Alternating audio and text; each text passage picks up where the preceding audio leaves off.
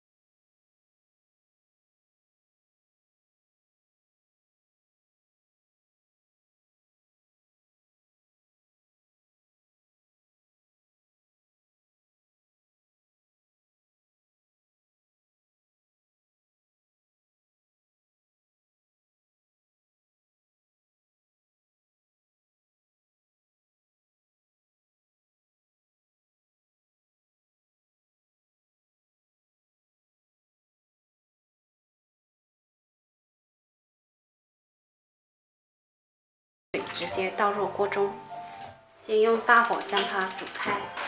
煮开后，我们时不时的翻动一下，让每一块莲藕呢都酥肉均匀，并且呢将水分都收干。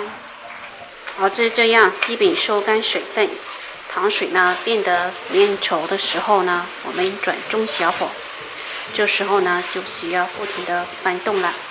当熬至这样基本没有糖浆了，我们先关火，利用余温呢不停的翻炒。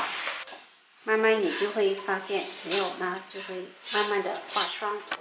我们的莲藕糖呢就已经做好了，完全挂住了白霜。喜欢的朋友